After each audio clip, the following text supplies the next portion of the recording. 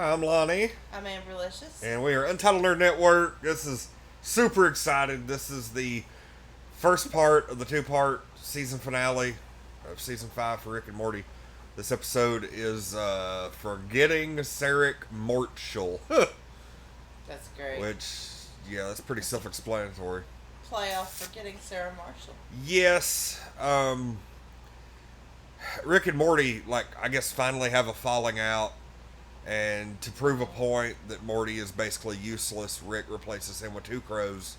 Yeah, okay, well, you're skipping a really important plot point. I mean, that was the foundation of the episode. I'm just getting that out of it. No one. If he hadn't shot himself with a portal gun. First of all, we find out that he's been going back and fixing shit after they wreck it. Yes. And I was like, holy crap. Well, they kind of addressed that during the Glorzo episode.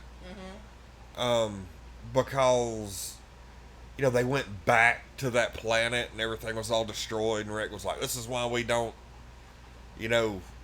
go back to the places that we've been before. Because, and I think that's fair. That's probably what started it. It is probably. He's probably been doing it since then. Yeah. But come to find out, he had a whole fucking list. Oh yeah, he had a huge list, and that was also, I feel like I saw, the part where he, the lava monster, was that not in one of the opening credits? I don't remember. Yeah, I don't know. But anyway. But yeah, he goes through and he's doing that, so he ends up spilling. Rick had the portal gun marked, and I guess the portal fluid isn't infinite. Mm-hmm. It gets used up. Basically, the portal fluid, I guess what I'm gathering is the portal gun just sprays the fluid and makes a portal. Yeah, that's kind of the idea that I'm getting now, and. So Morty screws up while he's trying to fill it back up because Rick has it marked where it was at. Mm-hmm. Kind of like the odometer on the on a car. Yeah, he has it marked because he wants to know if somebody uses it. Yeah. Not specifically Morty. I mean, I'm sure Morty's on the top of that list, but he wants to know. So it wouldn't surprise me if Jerry got to fucking around and. Ooh, Rick's portal gun. Let me just use this. Yeah.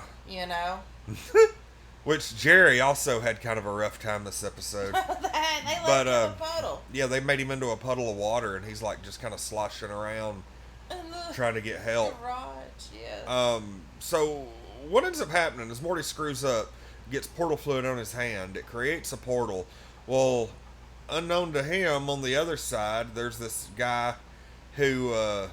Has a portal on his thigh, and so they end up talking to each other through their portals, and then come to find out that dude is actually in a mental asylum, a psychiatric hospital, and Morty goes and breaks him out, and everything just kind of falls apart at that point.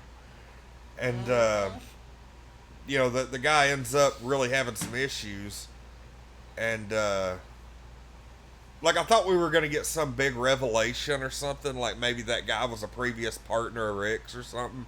But then come to find out, no, that didn't happen. But it was still a good turn of events. Because, he claimed to be Rick's friend, and then he turned out he was not. He was just some crazy person that robbed him for his portal gun, The little... kind of I don't really want to call it a subplot, but they had that garbage gremlin or whatever. That was like a C plot. Yeah, the main plot was the crows and Rick, and the B plot was Morty and the guy on the other side of the portal. And then you had the garbage monster. Well, what was his name? Garbage Goober or something like that? Garbage Goober. And the after credit scene is what did him in for a C plot because, he was on the wheel of better partners than Morty. Yeah. And it turns out when we watched the extra credit scene, I guess he's been waiting for that. Yeah. He wanted to be Rick's partner, and instead he eats all the garbage, and really he's like a doctor or some shit. Yeah, he's an alien doctor that him and his wife live in the crawl space of the house in the garage, and I'm just like, It's like, you're a fucking doctor. I mean, you've already seen like some of the subterranean stuff Rick has in the house and everything, and I remember whenever they first discovered that hidden stuff under the garage, and I think it was like a season 2 episode, and Jerry was like, "Well, that explains the $9,000 electric bill." Yes. That was pretty funny. Yes. But no, Morty ends up. The dude ends up. He's gonna kill Morty by like throwing him on some train tracks and letting a train run him over. But Morty actually cuts his hand off on the train tracks, lets the train run over it, cuts his portal hand off, and then throws the hand into the dude's thigh portal, and it creates like a paradox that shrinks the guy down and blips him out of existence. And I was like, pretty badass. yeah, that was a pretty cool little lesson there. Yeah. I He mean, was real smart about it. Because, he got the dude got carried away with what they were doing. yeah. Of course. And then Morty's like, nah. Which that tends to happen. Morty seems to get caught up with some people who get carried away. Planetina was another one of those. Like she really went off the deep end. Well, it's because here's the thing, the reason he does is because, and they address this in the episode, Morty's a very empathetic soul. Yep. And that's what happens when you're empathetic. You draw in people like that. They sense it and they want to take advantage of it. And spoiler alert for the end, Rick realizes that at the end. Oh yeah, and He realizes that he's been taking advantage of this the whole time. I don't think he knew. With the revelation he had, I think he knew a little bit, but I don't think he knew how bad it was until he got with the crows. yeah, it was interesting because that was just kind of like a one-off plot that kind of had some long-lasting effects. Well, thus far, we've still got one more episode to go, and it's already that they released back to back, and so we watched the first one, did a review, because I was really afraid that if we watched them both, that in the review that a lot of this episode would probably get left out, left behind or whatever. So I wanted to go ahead and do the review.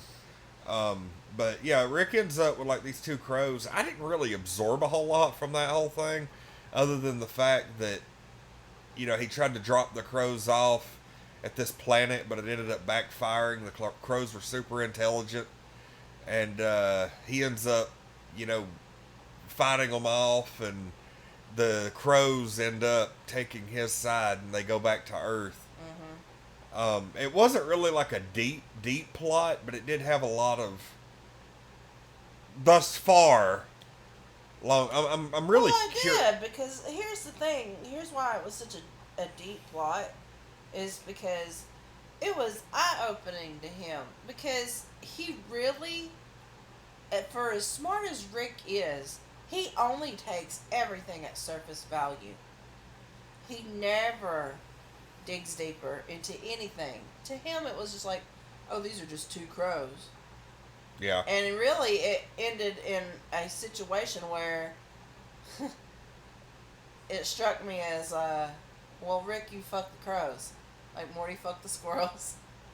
Like, he pissed them off. And then they were attacking everybody, Yeah, well, they saw, when they went back to Earth, they saw that Rick had gotten those crows just as like a fuck you to Morty.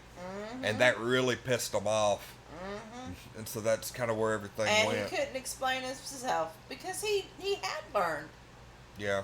By the time he had left the Earth with the crows, the time he came back with their leaders and shit, he had learned a lot. He was like, whoa, these birds are really smart. They can do this and yada, yada, yada. But in the end of the crow plot, the empathy that the crows had, the two that he originally had bonded with him. They ended up saving him. Yeah, and he ends And up leaving. I don't even think that was intentional. Yeah.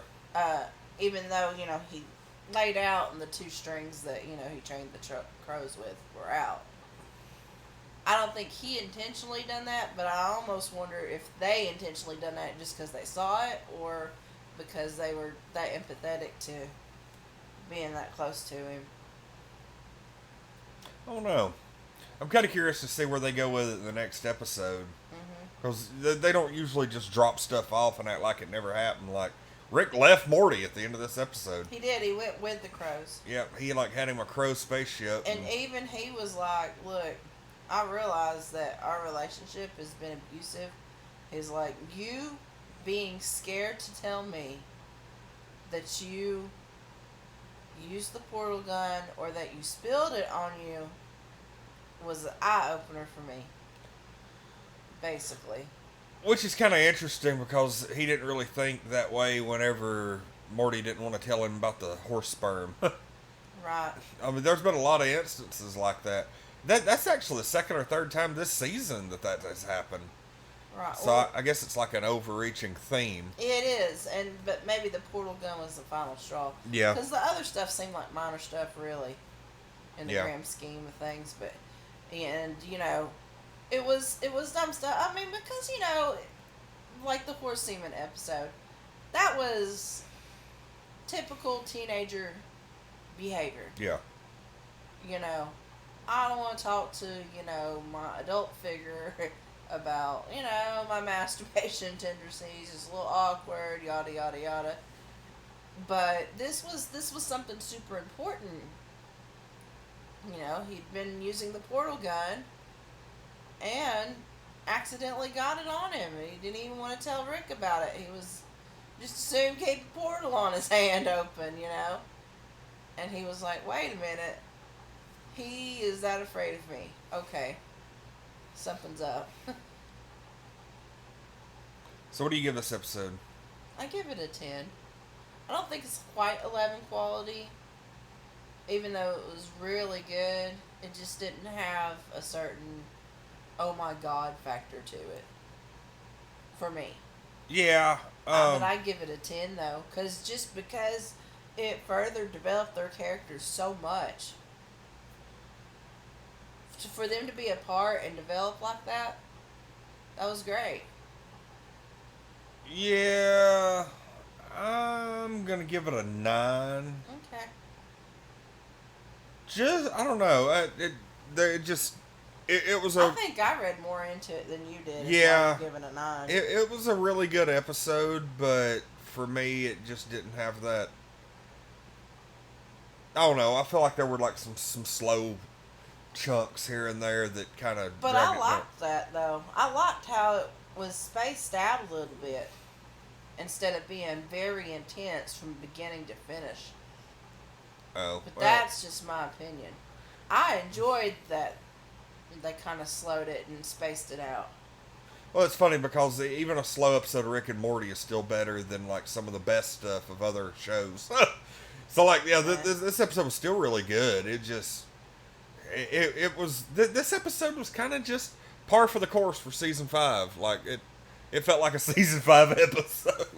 Yeah, that's like fair. like a lot. Every season has like a certain atmosphere. I feel like, and this episode was straight up. It offered some character development, but overall, it didn't feel like a huge canon episode. So, you never know. Maybe the next episode. It didn't feel like a huge canon episode, but they separated and Rick went somewhere else. It's a 2-parter. That's all gonna be. freaking- It didn't. If that was the season finale, I feel like it would have. But there's still one more episode this season. I just really don't think that's gonna matter. It didn't feel like a big event to me. And we'll see what happens next episode. Let's see. Maybe that'll change. Like maybe I would have rated it differently if we'd have watched them both together. Who knows? That's fair. So anyway, we'll be back almost immediately. We'll be publishing these probably back to back in the evening, and the next episode is the official part 2, I guess, of the season finale. It's kind of weird how they did that. I didn't know it was going to be 2 episodes. I thought it was just going to be one hour-long episode. But the next one's episode 10, Rick, Mariah, Jax. So that's going to be interesting. But we'll see you next time. I'm Lonnie. I'm Amberlicious. We are Untitled Nerd Network. This is season 5, episode 9 review. Forgetting Sarick Mortshall. We'll be back and next time for Rick, Mariah, Jax.